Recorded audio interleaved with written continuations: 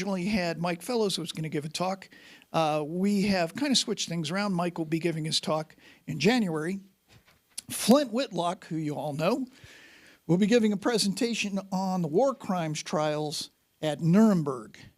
And that should correspond with this new movie that you might have heard that is coming out about Nuremberg. I'm not sure if the movie will be historically accurate, but we thought that might be kind of a good tie-in. And I can guarantee that if the movie is not historically accurate, Flint will be. So he's very good at that. And then another announcement to make here. I have a little pamphlet. One of the members of our museum, Craig Wolverton, has been very instrumental in forging a relationship with the Black American West Museum and Heritage Center here in Denver, Colorado. We have some pamphlets upstairs if you're interested in visiting their museum. They have a lot of information on the role of the African-American cowboy in the West, the Buffalo Soldiers, the famed Buffalo Soldiers, and then, of course, the Tuskegee Airmen, which many of you have heard about. So we are trying to do some tie-ins with them, hopefully over the next year, 2026. We might send some speakers out to them. They might send some speakers to us. And there'll be some great stuff there that I think many of you will find pretty educational. So encourage you to pick up one of the pamphlets. We have a whole bunch of them upstairs. And Veterans Life magazine, going to plug it one more time. As you know, Mindy and James Daigle, we have a good working relationship with them. Great articles in here. We have lots of free copies on the back there. You see any of the copies around the museum, just pick one up and take it with you.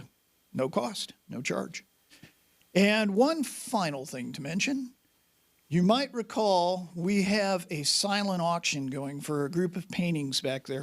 And John, am I to understand that because there are fewer paintings that a couple of them have already been auctioned off? Or? Okay. Walked off with them. So, but these are available for silent auction. We have clipboards with notes here that you can sign up and make an offer. That will end at the end of the day on Veterans. Okay. We'll contact the winners. Okay, excellent. So yeah, make sure you sign up for one of those. Some pretty nice prints back there. All righty. Well, let me go ahead and get out of here, and then I will introduce our speaker. And looks like we're up and working here. So today, ladies and gentlemen, I'd like to introduce Dr. Charlie Parke, right over here. He's had a really interesting career in the military, in the Army Medical Corps. He is an OBGYN by profession, retired, but I'm not sure doctors ever completely retired. I'm very retired. Okay. And I was asking Charlie earlier today, I said, how many babies did you deliver during your entire time as a civilian and as a military doctor? And he said somewhere around 4,000 babies. Yeah. And he said some of those were easier and some were harder. So I'll let him tell you a little more about that, though. But if you guys would give a round of applause to Charlie Parke.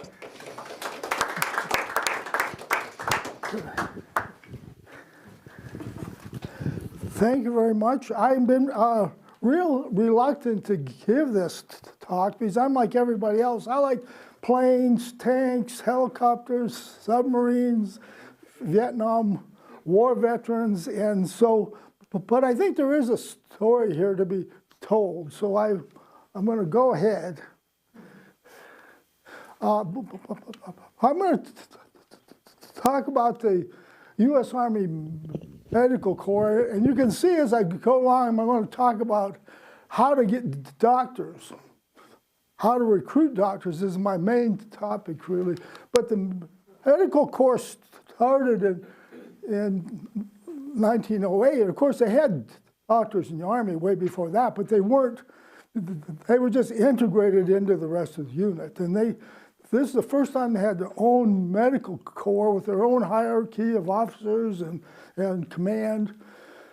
And 1920, they started offering hospital internships. Internship is 1 year training after medical school, and in those days, after 1 year, they turned you loose, said, you're good to go. There are no more internships. That's a archaic thing. They're all residencies now. Residencies is where they teach you how to do something. It's probably not completely well known, but when you graduate from medical school, either Harvard or Yale or the worst Caribbean medical school, when you graduate, your parents are real proud. Everybody thinks you're the smartest doctor in the world, but you are actually completely worthless. You don't know how to do anything. As far as going in with a patient, deciding what's wrong with them, examine them, operate on them, or do something, you're worthless. You know a lot of stuff, but you don't know how to do anything. So residencies is where teach you how to do something. So right now, residencies are 3 to 7 years. 3 years is family practice, general pediatrics, general internal medicine. Of course, you add on cardiology and all this stuff. You add years to that. And then 4 years is OBGYN, radiology, pathology. 5 years, you got general surgery, orthopedic surgery. 6 years, you got cardiovascular surgery, chest surgery. And then the 7-year residency is brain surgery, neurosurgery. 7 years it takes teach how to do something. So I'm going to talk about residencies in the military, and they were big. And then I'm going to talk about the Perry plan of how to draft doctors, because that was a huge problem during the draft era. So recent draft was 1940 to 1973. The Perry plan was put into effect 1954. What this was is they were drafting doctors out of the middle of their training, any old time, and all the universities and AMA and everybody was complaining to President Eisenhower, this is, it's interrupting our training, it's a bad schedule. So President Eisenhower knew Frank Berry. Dr. Frank Berry was a Harvard-trained, Harvard-trained surgeon, well known in the Northeast, and he was getting older and he was developing a tremor, so he didn't know how long he could keep operating. So he took the job. So the President Eisenhower made him Assistant Secretary of Defense. His only job was to figure out how to draft doctors and keep people relatively happy. So he came up with this plan. You weren't going to get drafted until after internship, because I say you're completely worthless. And after internship, you could be a general medical officer, or you could enter 2 years after medical school, which would basically be you completed 2 years of residency. And the hospitals, universities agreed to take the doctors back in their programs and they could continue on. Or you could enter after completion of your residency program. Whatever it is, 3 years, you could go in. Now, once you were drafted, you didn't have these choices. The Berry plan, you signed up for this before you were ever drafted. You had your choice. You could say Army, Navy, Air Force, and you could choose one of these plans. But just like the military, it's not necessarily what they're going to give you. You can choose those, but they might need general medical officers, so they're going up and draft people. And you may say you want to be in the Air Force, and they say, no, I think we want you in the Army right now.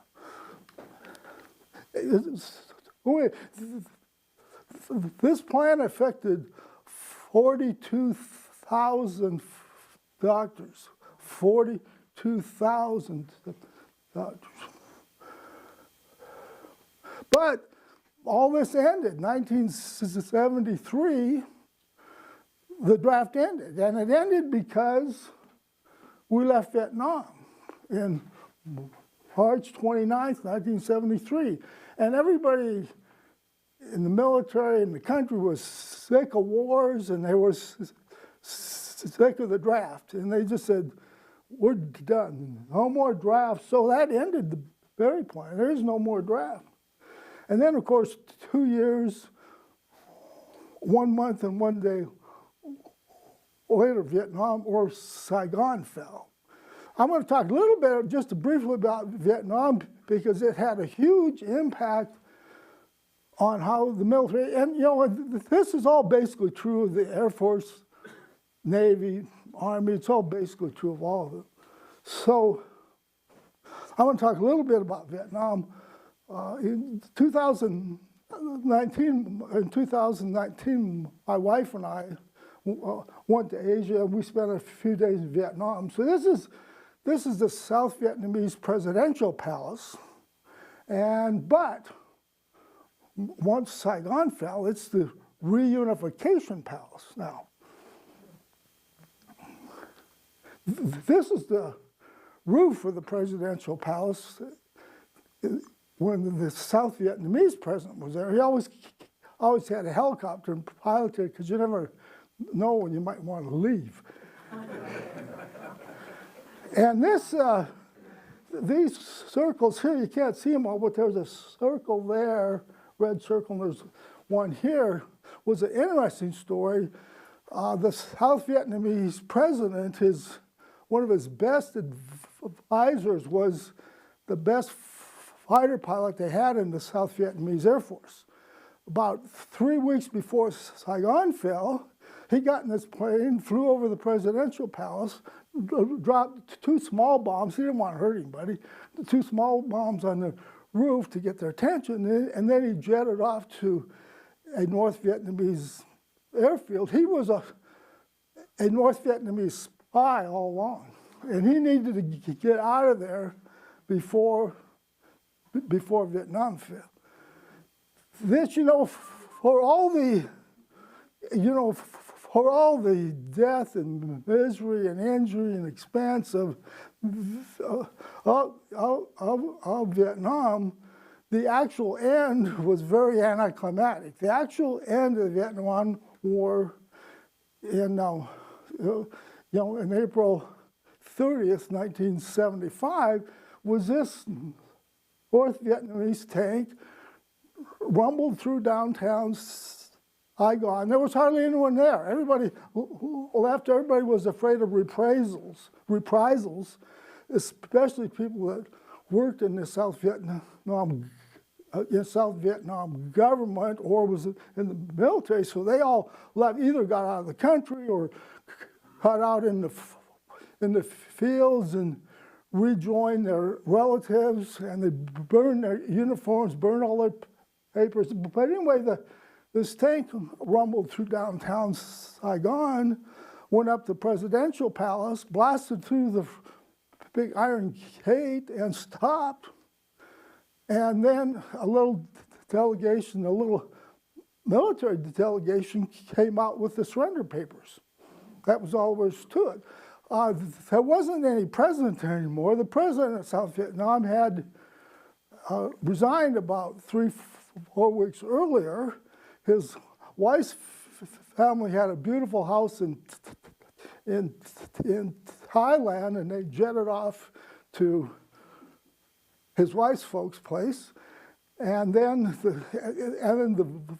the vice president of South Vietnam, he became president. He wanted to be president. So he's president for 2 or 3 days. And then he said, yeah, that's enough of this stuff. And he resigned. So all they had was a small military delegation to do the surrender.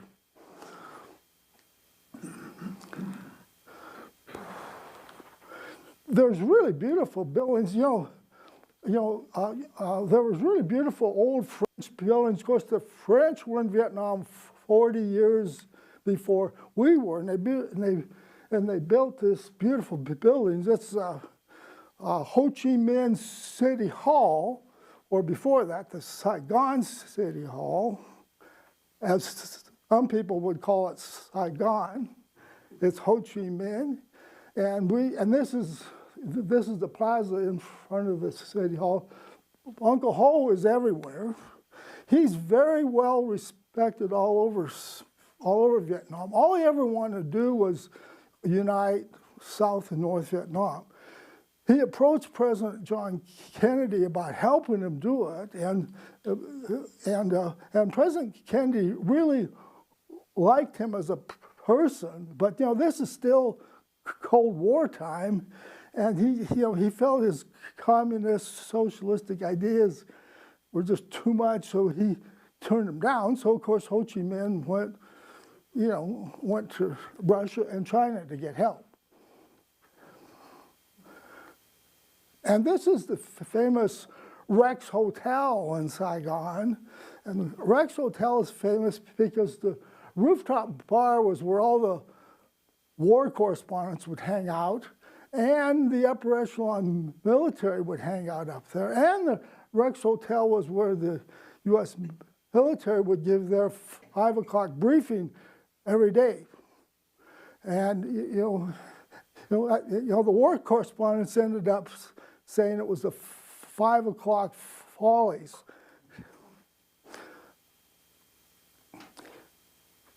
And this is the central post office in Saigon, very French, you can tell, built 1886, 1891.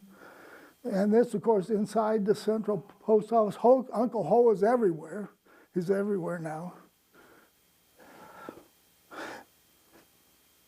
And this is a canal off the Mekong River, which we took a sampan ride. It's now a tourist attraction. It didn't used to be a tourist attraction. It used to be not too healthy to go up one of these canals.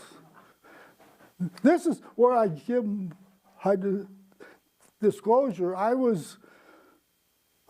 didn't go to Vietnam. I was being drafted in 1970, and they were running out of warm bodies then, but I got into medical school and was deferred at the last minute, I will say.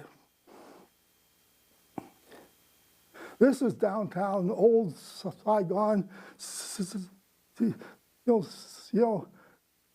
When you go around Vietnam, it's very busy, industrious. People are working. They're very entrepreneuristic. They're very capitalistic. It seems like, just from a casual observer, poor excuse for a communist country. And of course, if you look at your running shoes, they're almost all built in Vietnam now. And this, of course, is the other new Saigon, which is just like all the other Asian towns, has big business buildings. And well, anyway, back to the physician supply. 1973, the draft ended. So how are we going to get doctors now? Well, they have plans. And one thing they did is they started their own medical school. Uniformed Services, University of Health Sciences, Washington, or Walter Reed, Bethesda. So they start their own medical school. They also have a whole bunch of other health programs in that school. And they crank out 164 doctors a year. They have that up now, and 90% go to retirement. Well, they usually owe so much. They usually owe so much, you might as well. And it accounts for about 25% of all the doctors. 41 specialties that they taught in residencies in the military.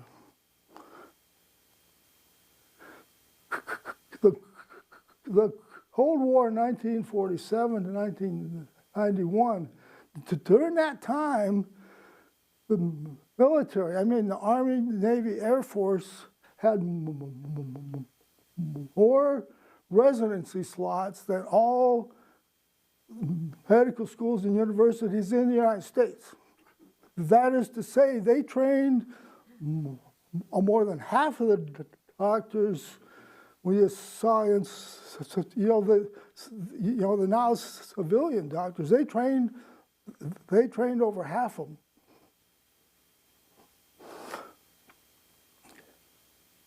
Now, this is mildly interesting. The U.S. Army medical assets right now, 70% are in the reserve component. 70% of doctors, nurses, pharmacists, everything you think about a hospital, 70% are in the reserves. It turns out it's easier to get doctors to do reserve time than it is to get them to do full time. And that goes with nurses too.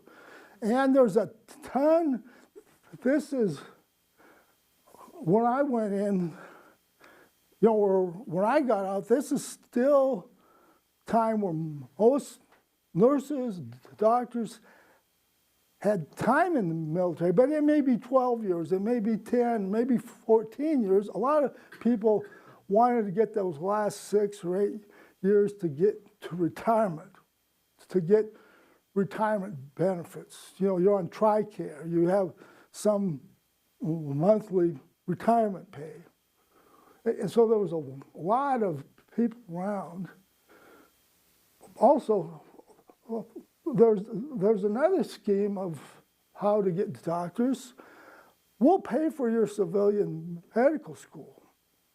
Usually they gave a $20,000 sign-up bonus, but we'll pay for your school. We'll not only pay for your school, we'll give you a living subsistence during medical school.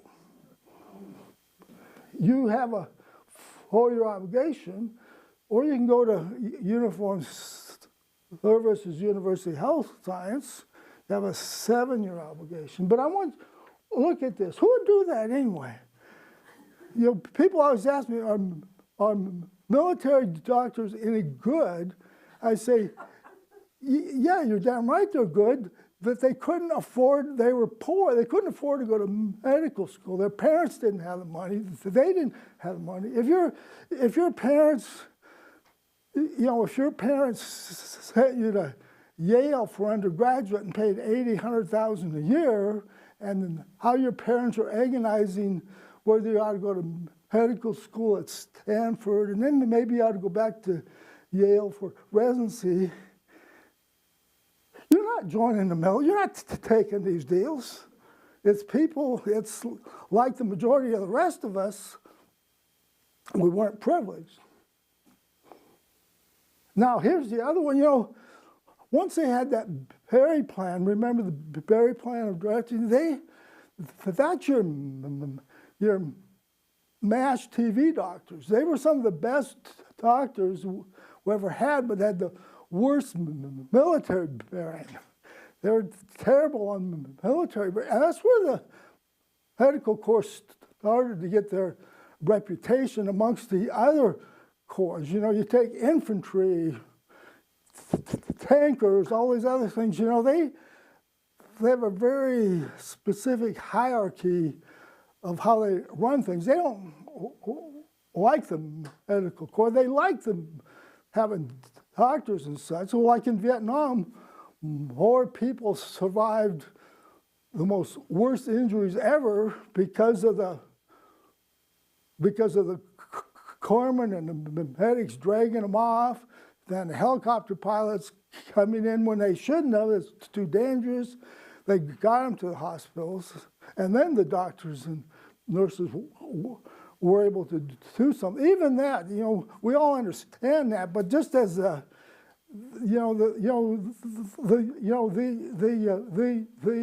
command structure in regular Army Air Force, they don't like the medical corps as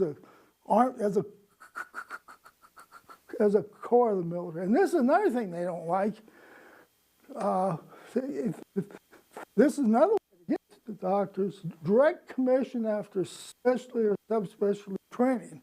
You've never been in the Army, Air Force, you've never been in the military, but you create You know, you finish your brain surgery residency, you're in the neurosurgery, and you've always thought, yeah, it'd be interesting to do Army. And you've talked to people at the hospital that are in the reserves, you know, so you're interested, you know, in honing into the reserves just as a bit of an adventure. So the recruiter says, yeah, we'll start you out as a major. Well, that irritates the regular command too, because, you know, you survive West Point, and you go on that, and you're a second lieutenant, and you go on all these deployments, and you do all this stuff. It's going to take you 10 years or so to be a major. So that's a little, and so that's kind of another irritant. Well, anyway, my own military career is a little unique in the sense I first went into the military at the tender age of 38 and did 20 years and retired when I was 58 from the military. I almost gotten drafted, but I didn't. And then, of course, I joined. I had been a family practitioner. I'd done a family practice residency, but I always wanted to do this OB thing. And the regular civilian residencies didn't pay very well. Plus, they wanted me to do the whole 4 years. I said, geez, you know. But in the Army, they said, no, you start in the second year. So I did 3 years. So anyway, I took them up on it. And so that was so I was 38 in 1982. That's the first time I was in the military. And then I did my 3 years training. Then for whatever reason, I only owed 2 years, they said. Although I had to have reserve time afterwards. So I did that at Fort Carson. I was assigned, that's a whole other story. That was kind of a plum assignment. But anyway, I got it. And then when I got out in 87, I went directly into the 5502 U.S. Army Reserve Hospital, Augmentation Hospital, directly. So I was basically reservist on active duty to reservist in reserve unit without a break. And then, of course, I joined Kaiser, then was there. And from the Army, I retired at 58. Oops.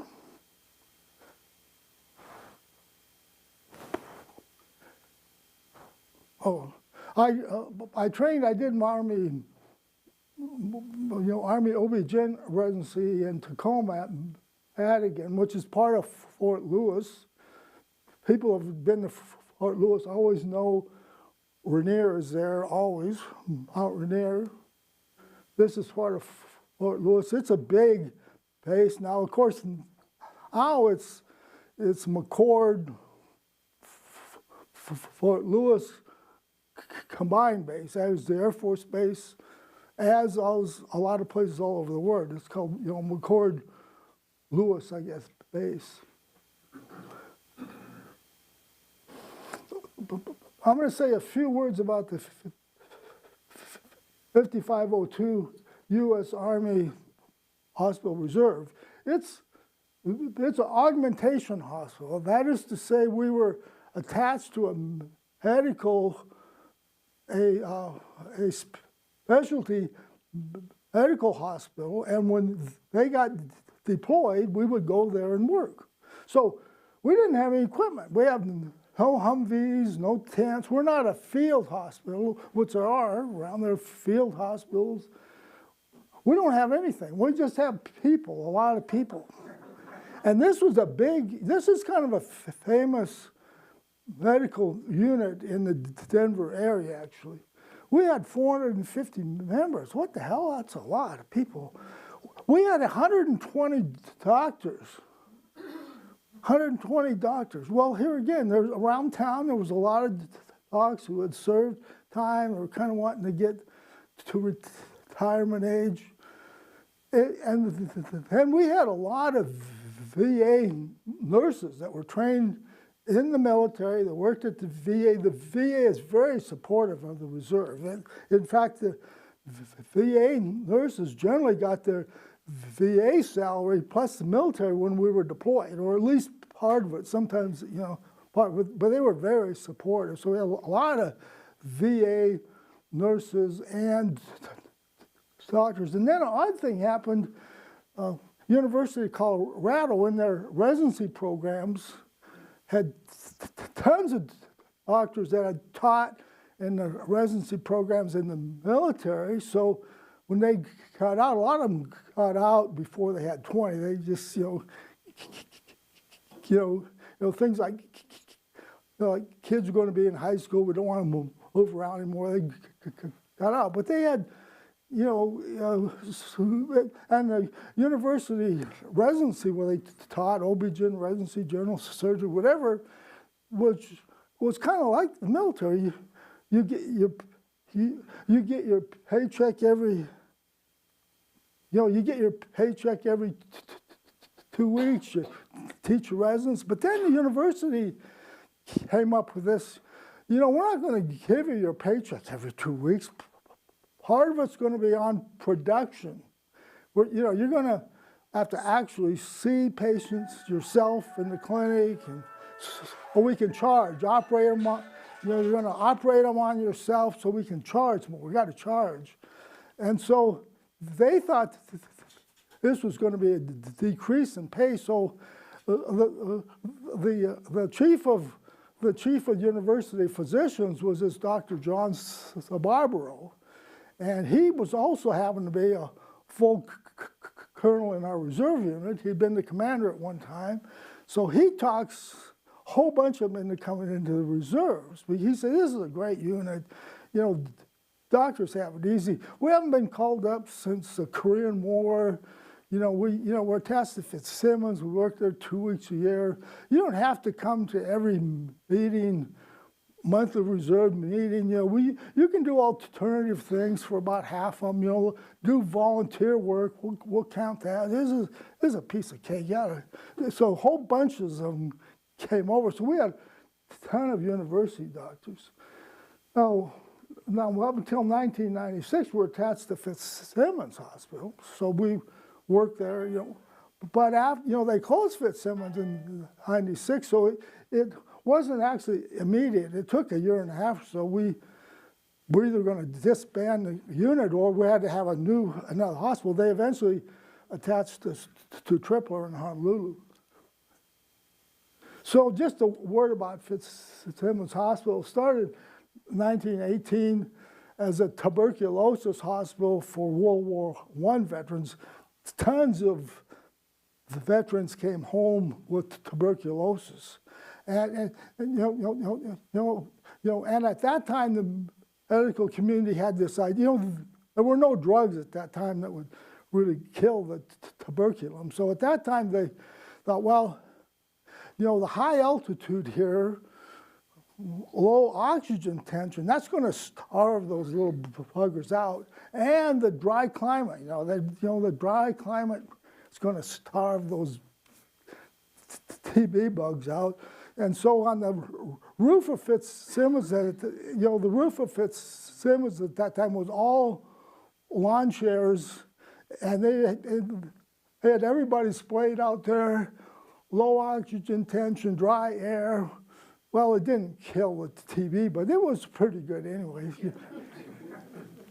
And then in World War II, it was one of the main hospitals to receive World War II wounded veterans. And then sometime after World War II, and I don't know the exact date, I can't seem to find it, it started, the U.S. Army 5502 Reserve Hospital. And then their big claim to fame was, that they took care of President Eisenhower when he had his heart attack in 1955. That was a slightly interesting story. He was playing golf. He and Amy used to come to Colorado every summer because that's where she was from, of course. And so he was playing golf at Cherry Hills Country Club, and he had a lot of chest pain that day, but that wasn't unusual. And then afterwards, he had a hamburger with this big slice of raw onion. And then he went, back to stay, and he had, Jesus, a lot of heartburn, and he had quite a bit of chest pain. And then finally, I guess, Amy called the security detail to come in and see him, and they didn't like the way he looked. They hauled him off to Fitzsimmons. They were ready for him. They had seen him off and on for severe chest pain, but they had already built a suite up on the 8th floor for him, a presidential suite. They'd already had it built because they knew one of these days, And so they put him up there. He's president. They keep him 7 weeks. At that, when you have a heart attack, what kills them are the arrhythmias, the irregular heart, and they come especially when you get your heart rate up high. We now have drugs to keep the heart rate down. In a week, you're out of here. Or either you've had a stents or stuff, and you're home. But at that time, the only way to keep the heart rate down was to keep you quiet, don't have any stress. So they kept him 7 weeks. And he survived that and died, I think, in 1969 or something like that.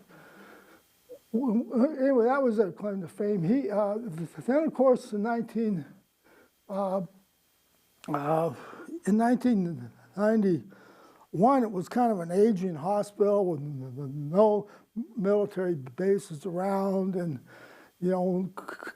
Cold War is over. And in 1996, they just up and closed it.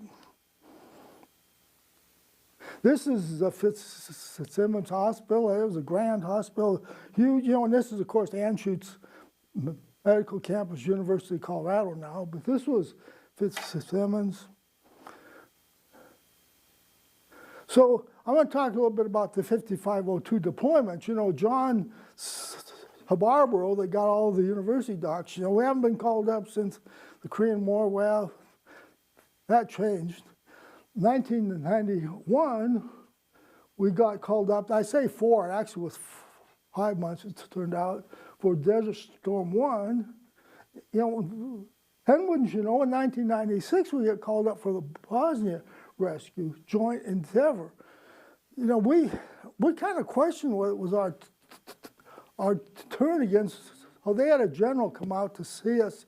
He said, well, and there's 199 medical reserve hospitals in the U.S. of various descriptions. Some are chest surgery units, but anyway, there's 199 units. He said, is it really our turn? And they said, well, no, it's not really your turn, but you guys, this is a very good unit. They said, everybody, all the paperwork's always in order. Everybody's got great credentials. Everybody's passed the physical fitness test. This is a great unit. And you guys did such a good job in 91. We needed somebody right away. We went right to you. It's the old Army, Air Force, Navy. If you do a really good job, you will be rewarded by giving you some more work. They never called up our whole unit. They would say, we want 2 anesthesiologists, 2 orthopedic surgeons, blah, blah, blah, whatever they wanted. We had enlisted people who were corpsmen, who were medics, but were trained as surgical assistants, that sort of thing, but we had quite a few. Well, anyway, Desert Storm 1, as usual, we get called up and start working at Fitzsimmons, and then they start piecemealing people all over the world, for Desert Storm 1. Well, I was working there, and and then I got orders to go to Fort Stewart, Georgia, but I slipped on some black ice and got a severe spine fracture. I lost half the height, the T4, and I had some nerve trouble for a while. So of course, I was in the hospital at Fitzsimmons, but the chief of orthopedics happened to be the chief of orthopedics at Kaiser, where I was. He was completely retired Army, came to work for Kaiser, and 6 months afterwards, you know, when you're retired, you're susceptible to be called back. So they called him back. You're going to be chief of orthopedics at Fitzsimmons again. So anyway,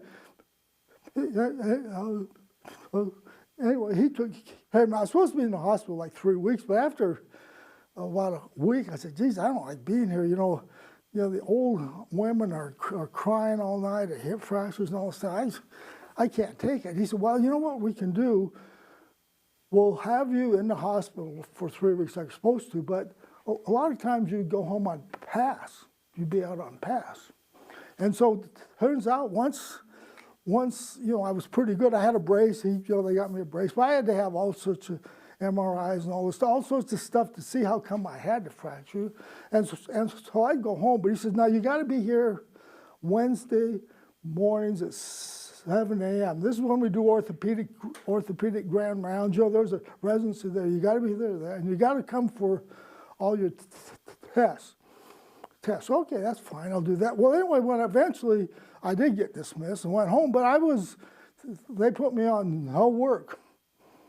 You know, I couldn't work, so it looked like I was just going to sit home for the whole war. You know, the whole deployment. But I got sick and tired of that, so I called the OB department. I knew everybody up there because I'd been working there and we'd been attached to them. So I said, you know, I can work. I said, I can sit in a chair. I got my brace on. You know, the residents are seeing patients all the time. They have to have somebody to consult with. You know, they can come and tell me about the patient. You know, we talk about what to do, and every now and then I'd have to go examine somebody. And then the nurse practitioners are seeing patients all the time, and when they need to consult, they have to round up somebody, you know, round up. And then the nurses are doing telephone screening, and they often have questions. As two of my Westminster nurses know, telephone screening is one of the hardest jobs in the world. Anyway, I said, I can work. So anyway, yes, I said, okay. I got, the chief orthopedist say I was on light duty, which meant I just sat there in my chair. And then, and so it worked good. And I was used to giving slide lectures at St. Joe's Hospital residency, so I gave slide lectures to the residents. Plus, you know, I was teaching staff at Fitzsimmons, so the teaching staff on Tuesdays all went over to the university. They had their big OB-GYN education day that day, all these lectures and such. And so it was actually a great, you know, I mean, it was actually a good deployment for me, other than I had a broken back. I don't know, time for one other story. One day I was working there, I had my brace on, I had my broken back, so I decided I want to go out for lunch, and I'm tired of eating at the cafeteria. So anyway, I got my car and drove out. I was going to go to a fast food restaurant and get something. Well, anyway, I'm at a stop sign, and I see the car behind me is not going to be able to stop. I see that, so I get all braced down there. I got whop! I got real hit pretty hard. I had my lieutenant colonel uniform on, so I stumble out the driver's door. You know, I had my brace on. It was a master sergeant in uniform, recruiter, medical recruiter from Greeley who had been up for meeting. He says, "Oh shit, Jesus, you know, are you all right?" I said, "I don't know, my back. It's kind of, you know, I got a broken back, you know." And he about died right on the spot. And then, you know, it's Jesus, you know, he just about had a heart attack. And so anyway, I have to go to the emergency room. They say, you know, check me, you're all right. Why don't you go home for a few days, you know? But then he kept calling me up. Are you okay? Are you okay? And so he'd call me up every other day or so. And I said, God damn it.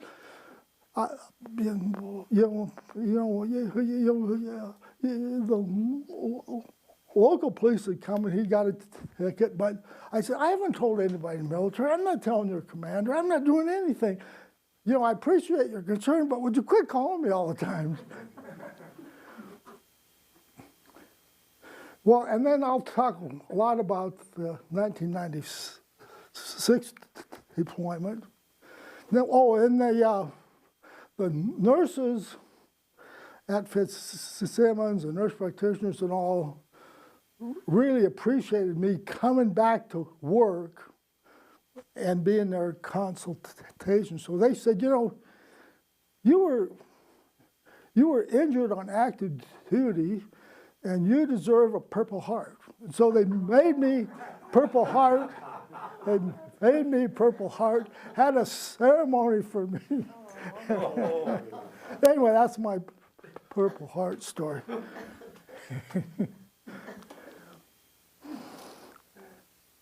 So, 1996, bingo, we called up because they needed somebody right away, and that's true, but we were called up January 2nd night to May 20th. Just an interesting side story, how we heard we were called up. Everybody's got to go to the holiday party in December. Everybody's got to go because, we do other things there, but later on, they have families come. So anyway, we're in formation, and they say, okay, we're going to call a bunch of names, and if your name is called, take one step forward out of the formation. And so, I was called, so we did. We thought we were going to get some kind of award or some kind of promotion or something. They said, you all have been called up for for the Bosnia rescue. That was like the 23rd or something. They said, but we're gonna have you come on active duty the 2nd of January. You got to have Christmas, And so we were called up for joint endeavor, and this is a kind of a brutal story, but I have to tell what joint endeavor was. And I'm going to give you the punchline, then I'm going to go back and talk about what led up to this. But the Bosnia Serbian army, which wasn't the army of Bosnia, it was an army created in the Serb-controlled areas of Bosnia. Bosnia is 44% Muslim, 31% Serbian Orthodox, and 17% of Catholics basically from Croatia. So what the Bosnian Serbs cut up this army, and they made themselves the president. It wasn't a real country. They just did this. They made themselves president, got a commander army, and they've been trying to get the Muslim people out of this area since 1992. But anyway, what they did on July 11th, 1995, was they go into Srebrenica, Bosnia, round up 8,000 men and boys, kill them all. Over 3 days, kill them all. And then they took the Muslim women as a planned technique of war and genocide. They raped all the women. And as they were doing it, said, we are inserting a Serb baby in you. This is their idea of genocide, part of genocide. And so anyway, there had been trouble since 1992, but people were, it was just, they've been doing this sort of thing on a small scale, but this kind of got the world's attention.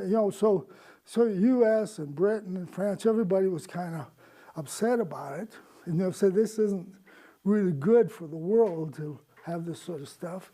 And so Bosnia was a member of the UN, but the UN had been trying to help them. They sent in some troops from Netherlands, but the UN doesn't really have any big firepower. So anyway, but the but it turns out President Bill Clinton took the lead, and he got this guy Holbrooke to be the negotiator, and he negotiated with the Serbian president, the Bosnia president, and the Croatian president, because they were involved in this too, to come and have a conference, try to work this out. But there was the Serbs and the Bosnians and the Croatians, they knew who they had to, because they knew, they also knew England, France, Germany, Russia, everybody said, you got to do this. And so anyway, Holbrooke arranged this conference. He wanted a place that was secure, and it was, when there wasn't going to be any press. He brought them all to Wright-Patterson Air Force Base, Dayton, Ohio. And the so-called Dayton Accords, on about November 20th,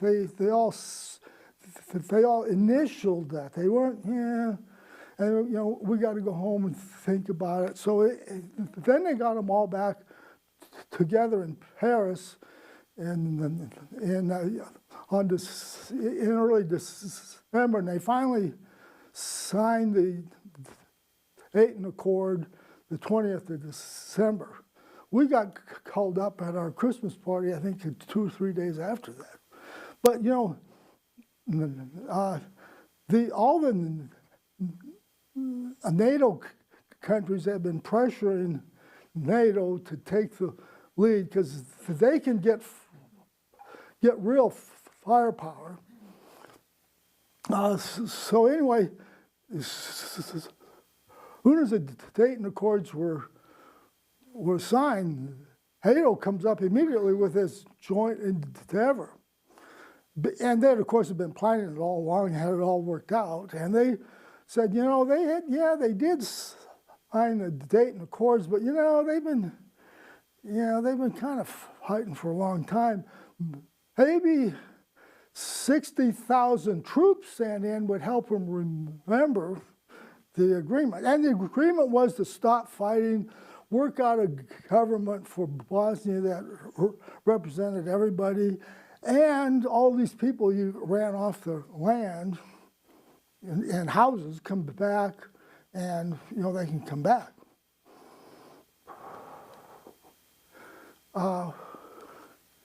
It turns out Srebrenica is right in here. One of the reasons the Muslim people, these are basically Sunni Muslim people. My experience with Sunni Muslims is in traveling in Egypt and Palestine. They're the nicest, kindest, most gentle people you ever meet. I mean, they are very nice people. They're right here, and I'm going to show you why they wanted to run them out. And so this is, all the colored countries are all Yugoslavia.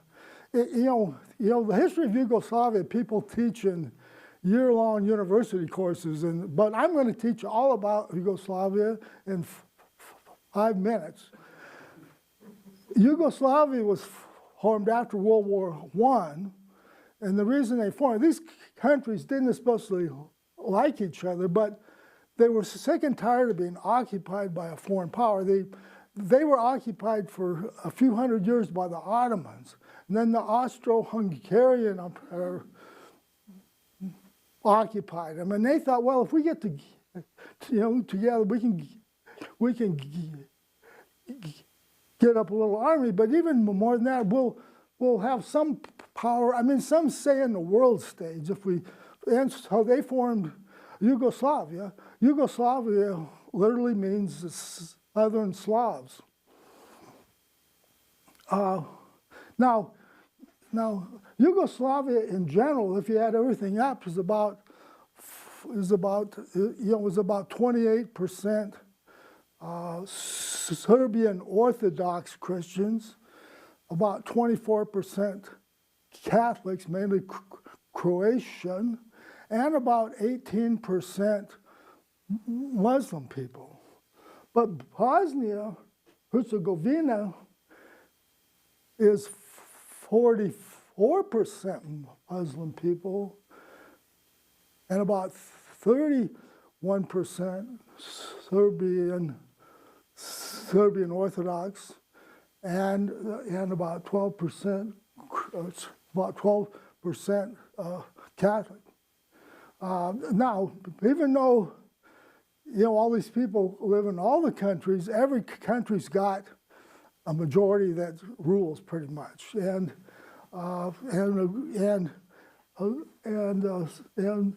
Slovenia up there on the left side, they're almost all Catholic. They're almost all Catholic. Now, one thing I forgot to tell about World War II came along, and wouldn't you know it, the Nazis are occupying them, just like usual. Well, Joseph Tito, Marshall was his military rank or name. He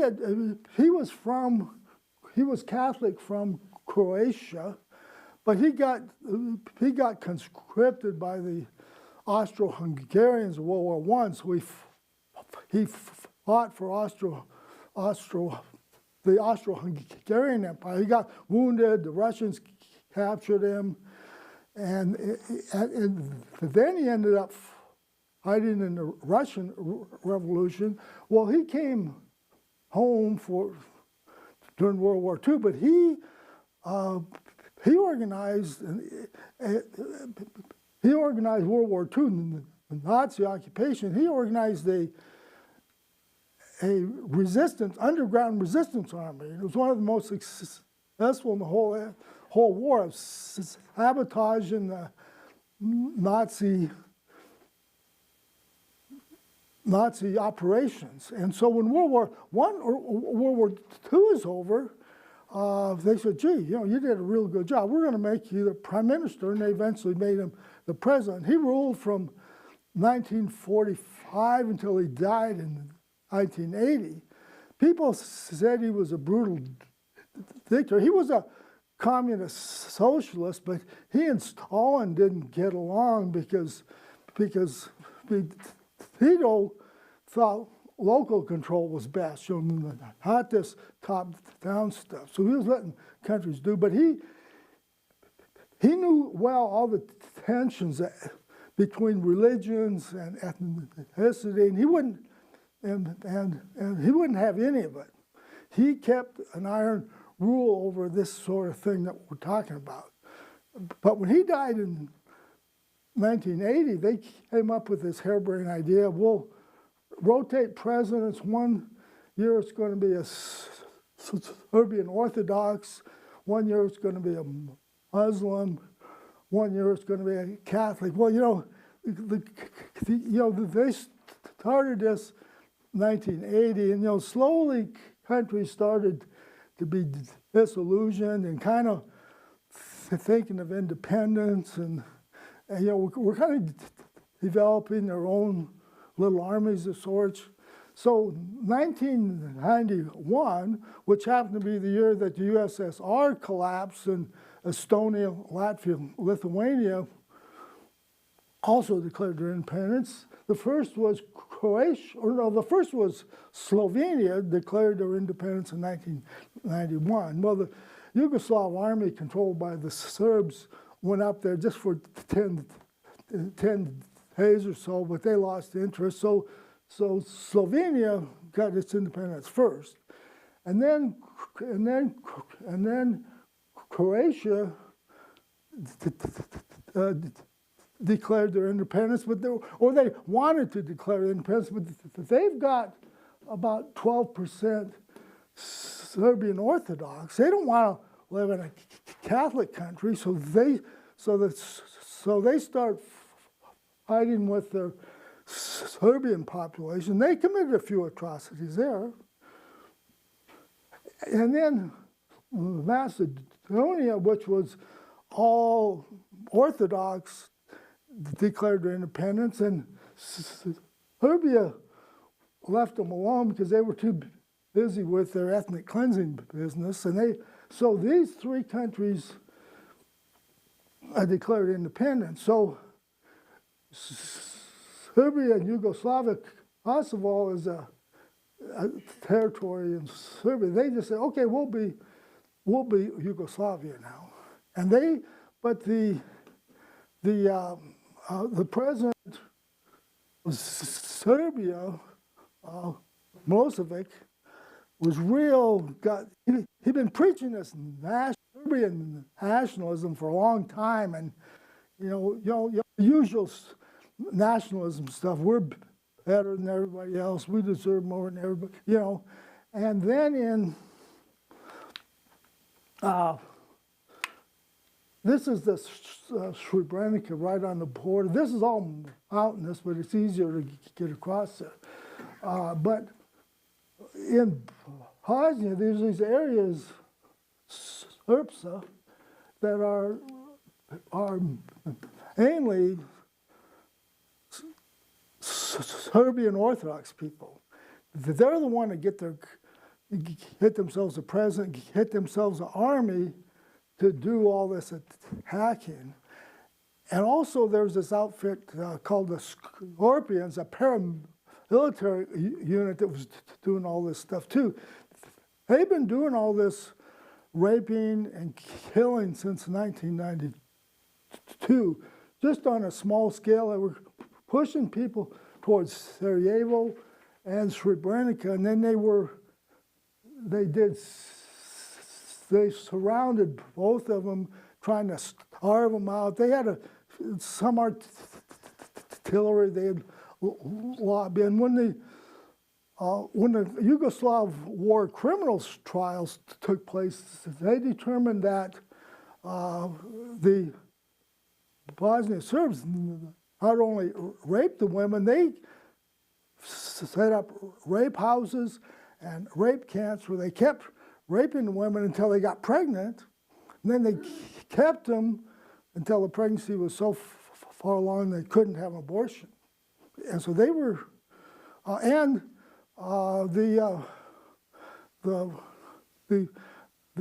international tribunal determined they thought there were 12,000 rapes, but the UN did their own study and said there's about 20,000, and the Bosnia Interior Department did their own study and they said 50,000. So here you can get a better idea of what happened. This purple blue stuff, that's the Serbian Orthodox. But this is all Bosnia here. So they've got this huge area in Bosnia that's basically Serbian Orthodox. The green is the Muslim people, the Sunni Muslim people. But President Milosevic, he had this grand idea of a grander Serbia. A grander Serbia. This is all going to be Serbia. This is, Macedonia is basically Orthodox. But look at there. We got to clean that out. We can't have our greater Serbia while these Muslim people are here. They don't want to go. One of the reasons is they have been on that land for centuries. There's evidence they were there since the 1500s. So they don't want to go, as you might expect. And this is where the town of Srebrenica is in here. And that was a small town of 20,000, but it expanded up to about 60,000 or so because they chased people in. This is just, for that map was the ethnicities, this is religion, which is basically the same map. Orthodox, the Orthodox Church is a general large church that has a lot of common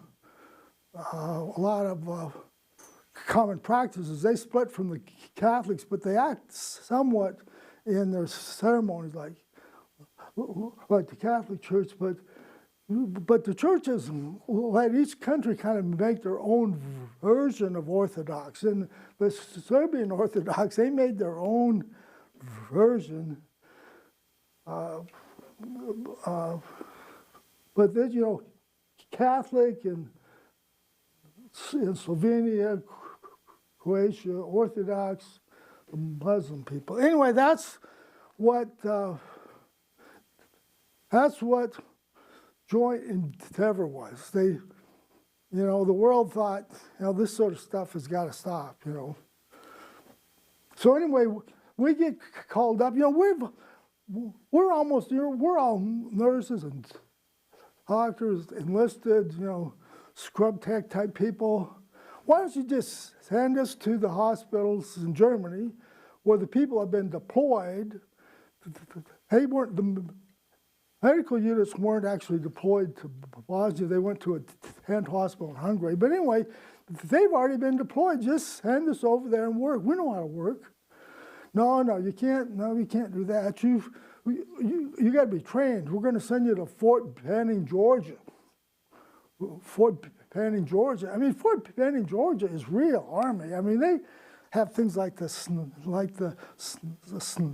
sniper school there and jump school and all this stuff. You know, what the hell? So anyway, we go to Fort Benning, Georgia, but we don't fit in too well. There's, you know, we're all lieutenant colonels and getting older, and you know, and Fort Benning is designed for taking kids out of high school, taking them into soldiers. You know, I mean, what the hell?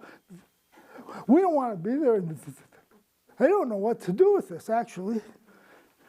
And you know, so we clearly aren't Army enough for Fort Benning, Georgia. But I don't know why. My next slide is trying to understand that we're not Army enough. And they say we're not Army enough, but I don't know.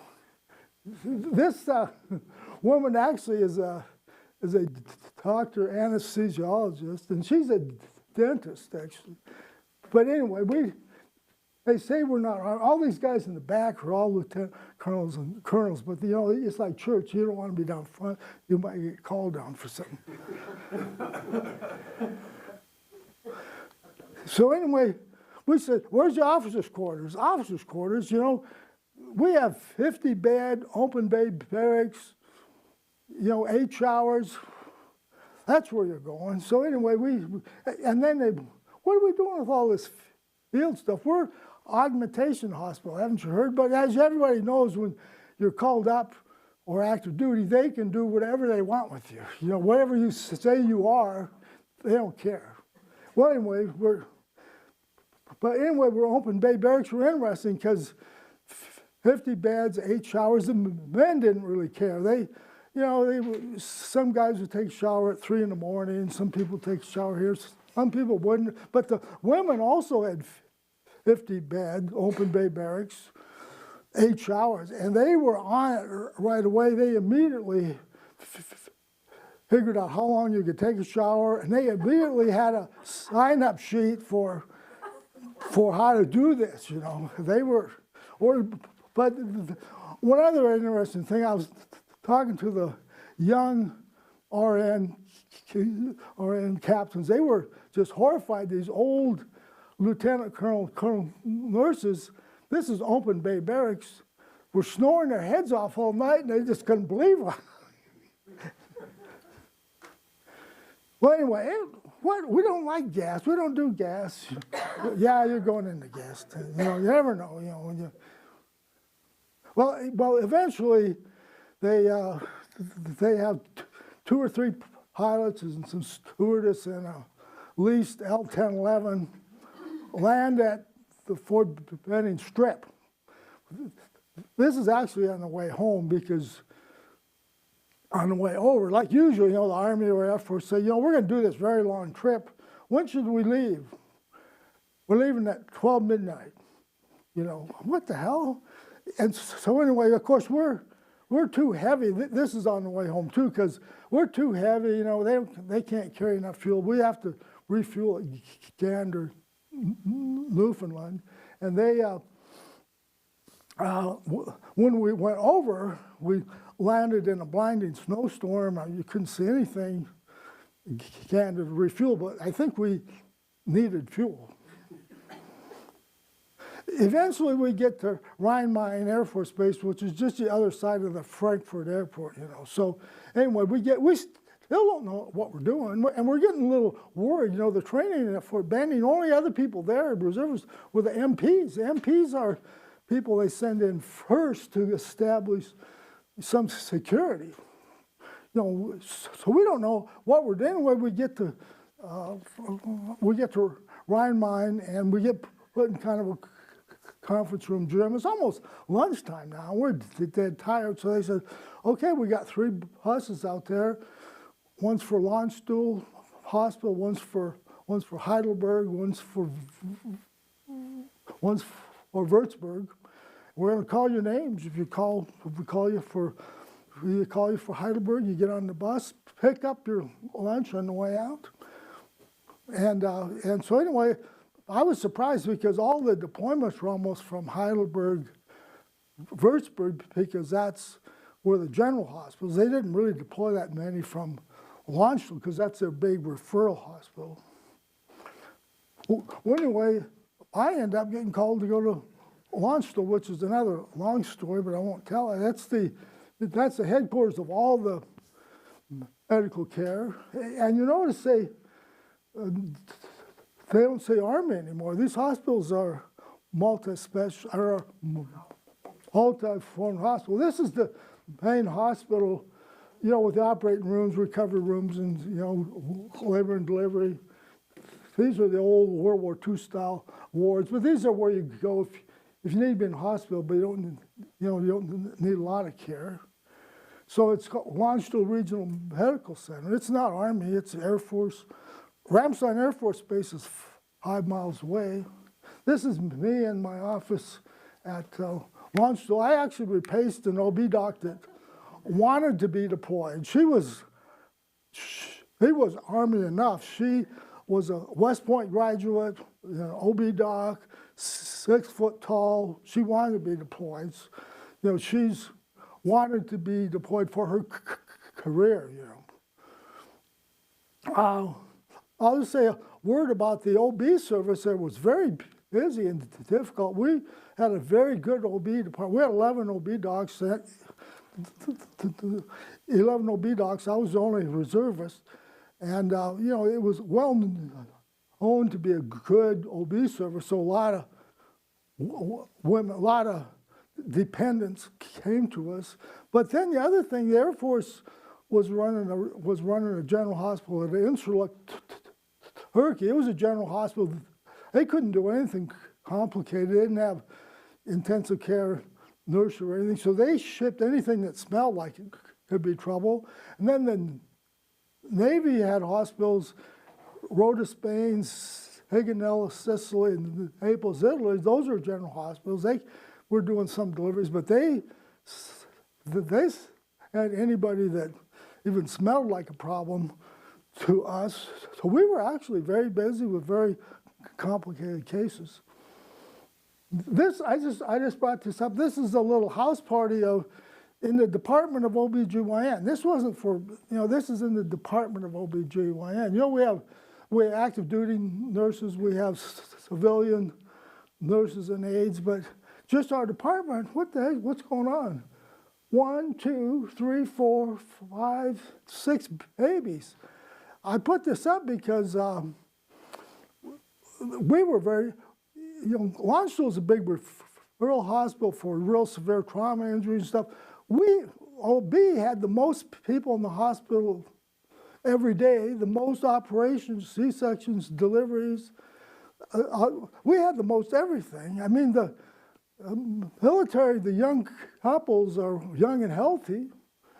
It's a good time to have a baby. The women were pregnant all the time, continuously. It was very busy there, actually. And the generals in Heidelberg paid attention to us because if they heard that we weren't treating the women well, the men don't want to be deployed. We didn't have any complaints when I was there, but if they heard, you know, the orthopedic surgeon was grumpy or blah, blah, blah. Yeah, they didn't care. What the hell, that's just the way they are, you know. There was a very organized medical community. They put on this big medical surgical conference for a week at a German resort every year, and they invited the German medical officers to come. All the people in the brown are German medical officers. If you had your dress uniform, you're supposed to wear it. These guys up here are Army, I think they're dressed. When he looks Air Force, he's dressed to the hilt. This is a dress uniform. When I got there, the chief of OB, Larry Decker, Colonel Decker said, well, he said, 3 of us from the OB department are going to do the Paris Marathon in April. You want to do it? So sure, I've been running, but not in marathon shape. So but this is mid-January. I had plenty of time. So I trained. So we jetted, or we went over to Paris on Friday afternoon, and this is the start of the Paris Marathon. There was over 20,000. It was a very nice event, except it was hotter than usual. They ran out of water on the course. We were taking fluids from anyone along the course in Paris because we were thirsty. Also, they had extremely inadequate porta potties. It was extremely, so this next one I called the toilettes of the Paris Marathon.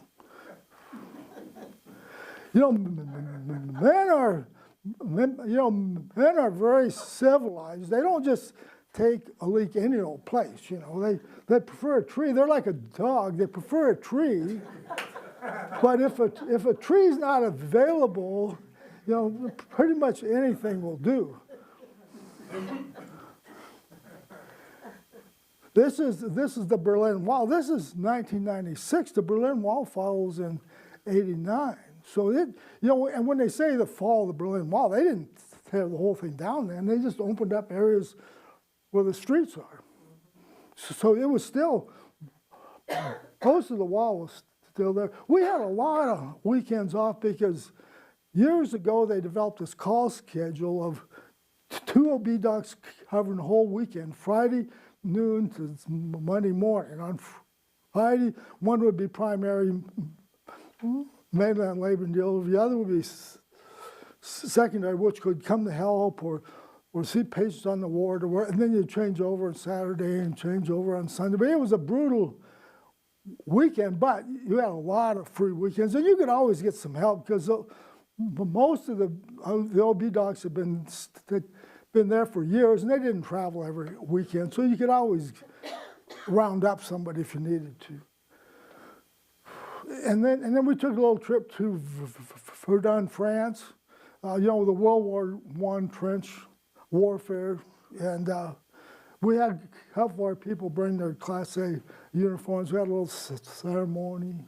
He's a general surgeon, lieutenant colonel. She's a enlisted medic, scrub tech person. Oops.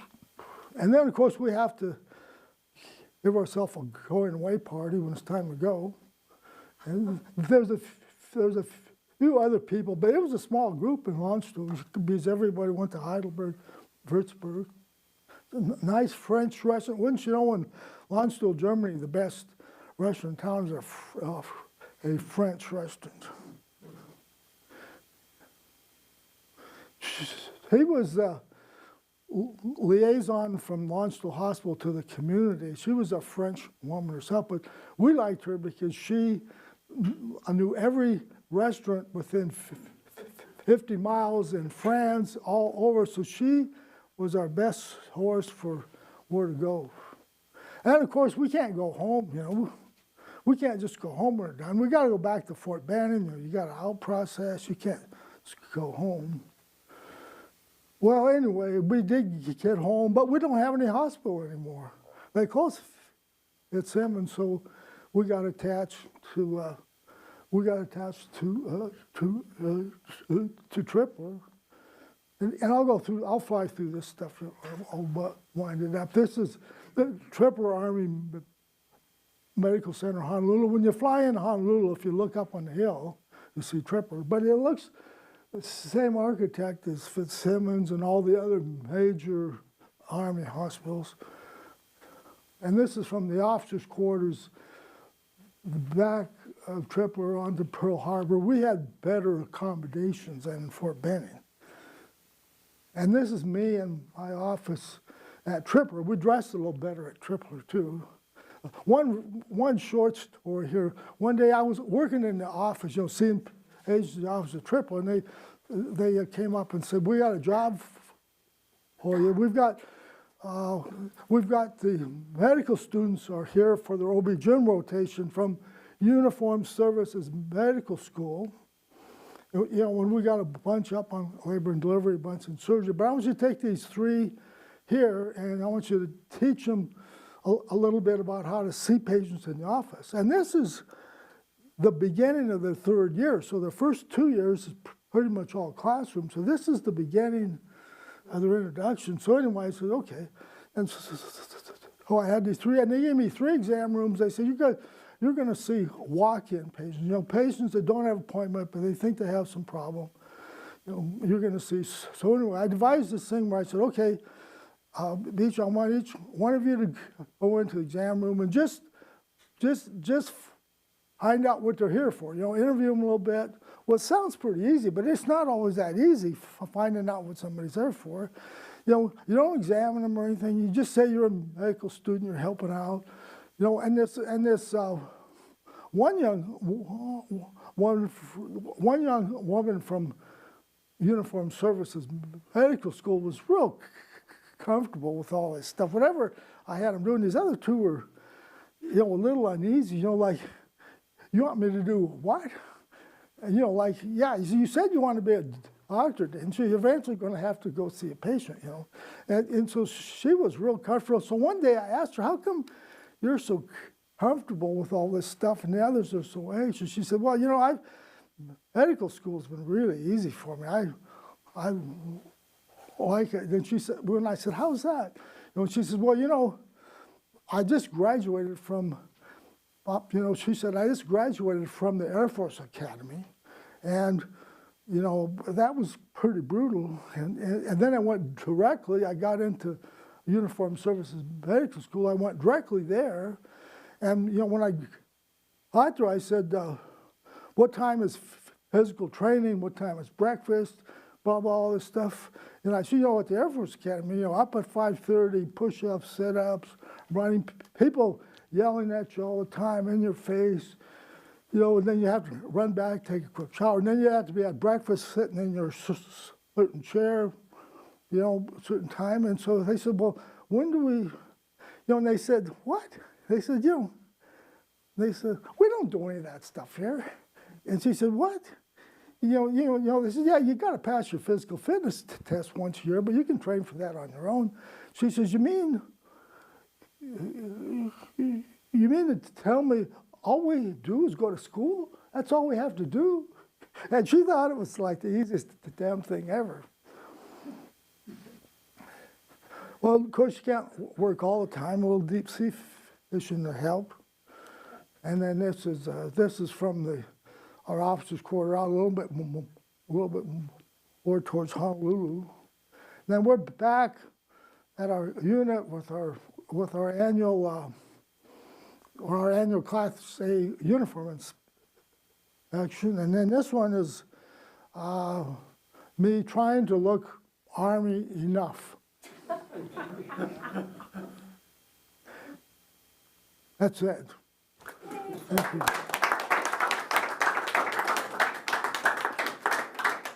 What, any questions about anything? Questions for Dr. Charlie Parke? Yeah. I don't remember the slide, but it was about after